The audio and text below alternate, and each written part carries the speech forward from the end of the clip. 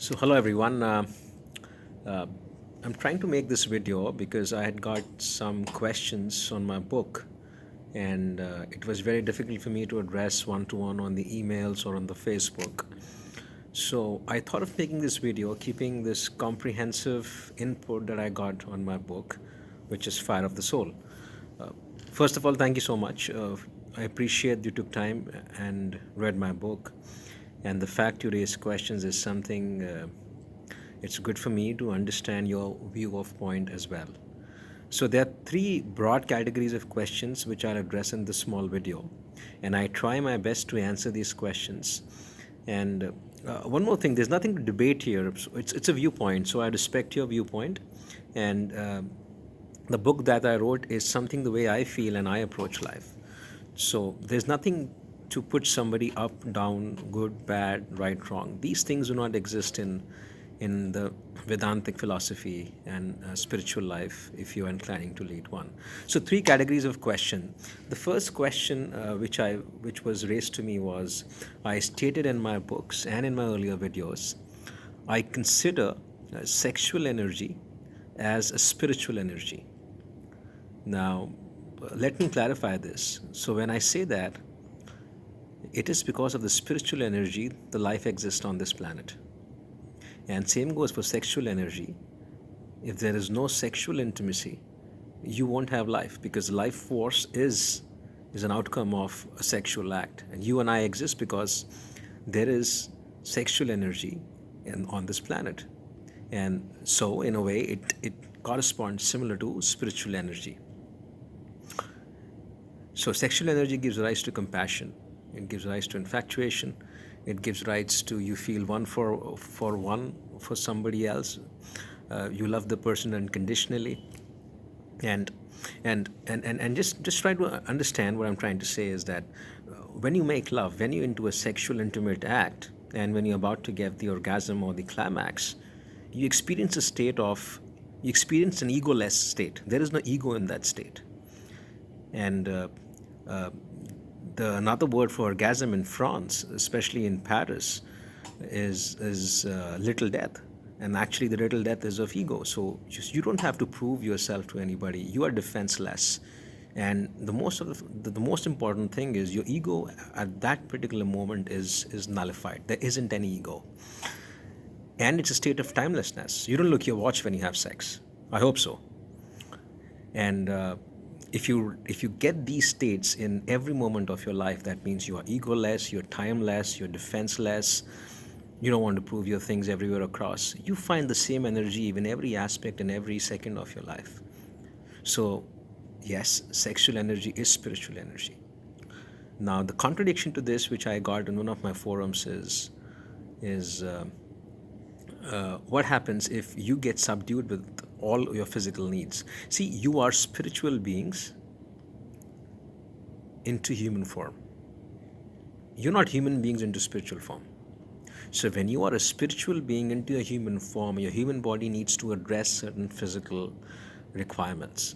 So food is one, water is another, adequate sleep is another, and similarly sex is another.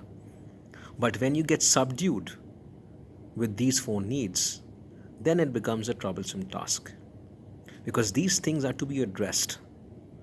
And if they're done moderately, they'll give you a spiritual satisfaction. Because let's say you eat the best food you like in the world, you get a gratification. The gratification is spiritual satisfaction. But you overdo with that food, that gratification goes. And that happens to sleep. If you sleep too much, you will get lethargic. If you sleep too less, you will be inactive. And if you want to have, if you get into a sexual maniac behavior, you become a antisocial element. So these things are to be addressed. And once you address them, you go for higher and worthy goals in your life. So that's one part. So sexual energy is spiritual energy. The second question came up to me was when I spoke about minimal efforts. So here what I mean to say, minimal effort does not mean you do nothing in your life and just sit and relax and everything happens on its own. Minimal effort means you do an act and be detached with the outcome, and the universal forces comes and make you powerful to accomplish that act. because you're detached to the outcome. And if you're detached to the outcome, by the law of metaphysics, thing comes to you. You need to do your karmic act, which is destined, ordained to you in this lifetime. And if you're detached to the outcome, the universe gets whatever is required at that point of time. But you have to accept the way the present it is, rather than not challenging it. So it's called present moment awareness and a choiceless awareness. So once you do something without keeping the outcome in mind, you have all the universal principles and powers working for you. All right? The third question and the last one, the word synchronicity. Now, synchronizing is, if I have to give you the most practical example in today's life, is you have a cell phone and you have a laptop, and you have to sync the emails from the laptop to your cell phone. So what do? You do sync, right? So the emails sync, and you access the same emails coming onto your laptop, onto your cell phone. Similarly, when I say synchronicity, another word for synchronicity is coincidence. Coincidence. That means a lot of things happening together at the same type of time with a purpose behind.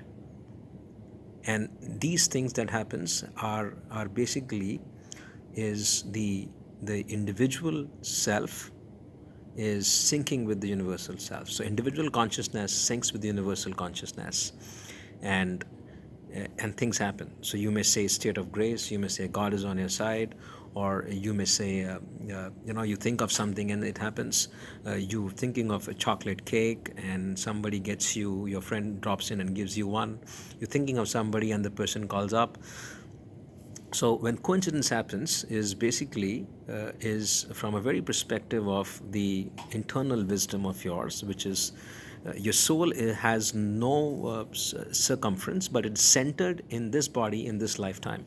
So the universal mind is syncing with the individual mind, and things happen which you call miracles. So for me, it's not miracles, it's a meaningful coincidence, which I call synchronicity. And if you want to experience synchronicity in the everyday life, which is very easy, all you have to do is you have to go beyond body, mind, and ego.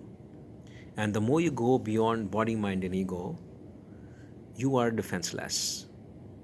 You are loosened with the burden of judgment. You stop judging things. And you don't have to defend your points. That does not mean you don't have a point of view. You have a point of view, but you do not defend that. So for you have nothing to lose and nothing to win. You've got no friends, you've got no enemies. And synchronicity is going to work for you. Because things are not happening to you, they're happening through you. So I don't want to stretch this video longer. I hope I've addressed these 3 questions to the best I can. Thank you so much for raising this to me. And I request all my viewers to have a read of my book, Fire of the Soul, and raise more inputs, questions to me. I'll be happy to answer them. Enjoy your day and stay focused. Thank you.